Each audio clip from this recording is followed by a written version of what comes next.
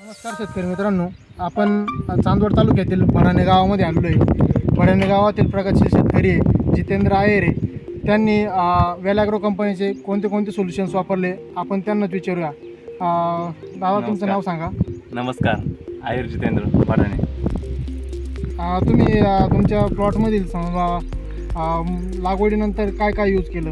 आम्ही लागवडीनंतर सुरुवातीला आहे ना एक 6व्या ते 7व्या दिवशी ना आपलं मास्टर 20-20 आणि रेडी फार्म हां हे पहिल्यांदा सुरुवातीला आम्ही ते वापरलं. त्याचा इतका सुंदर रिझल्ट आला, खूप मुळ्यांची वाढ झाली त्याच्यामध्ये. त्यानंतर तुम्ही आपल्या प्लॉटवरती फुटव्यांसाठी आणि फुलकळीसाठी काय वापरलं? आपल्या प्लॉटमध्ये MC सेट आणि 10 MC एक्स्ट्रा बरोबर MC एक्स्ट्रा आणि 10-54-10 ते वापरल्यामुळे एकदम सुंदर रिझल्ट आला त्याचा आम्हाला. म्हणजे एकदम वापरल्यानंतर अक्षरशः खरंच डोळ्यांनी बघण्यासारखं रिझल्ट आहे. दुसऱ्या दिवसानंतर खरंच आम्हाला रिझल्ट वाटला त्याचा छान एकदम मस्त.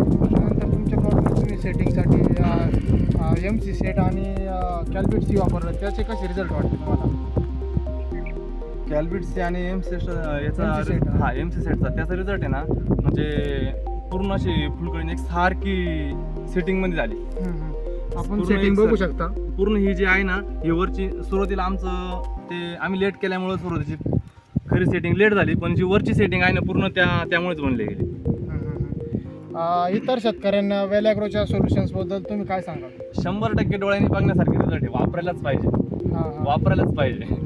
100% रिझल्ट आहे. आणि वेलॅग्रो जेवढी कंपनी आपली जी आहे ना पूर्ण झाड एकदम स्ट्रेसमधून बाहेर काढण्याचं काम करते. त्यामुळे त्यांचा रिझल्ट एकदम असं डोळ्यांनी बघण्यासारखा रिझल्ट आहे. आता जे आम्ही पहिल्यांदा रेडी फार्म आणि 20-20 मास्टर जे वापरलं ना आपलं सुरुवातीच्या काळात काय होतं, खूप ऊन होतं. त्यामुळे खूप असे झाडांची जळपोळ होणे, झाड असे फुटवास न करणे. आणि ज्यांनी जे वापरलेलं आहे आपलं 20-20 मास्टर आणि रेडी फार्म जे वापरलेले त्यांचे प्लॉट खरंच बघण्यासारखे, म्हणजे रिझल्ट खरंच डोळ्यांनी बघण्यासारखं आहे दोन्ही पण मध्ये. समाधानी आहात? समाधानी, 100% समाधानी. वेलॅग्रो कंपनीचे आभार आहे. धन्यवाद. तुम्ही वेळात वेळ काढून आपल्या शेतकरी बांधवांना व्हिडिओच्या माध्यमातून जे मार्गदर्शन केलं, जे आपल्याला आलेले अनुभव सांगितले हो. त्याबद्दल तुमचे धन्यवाद.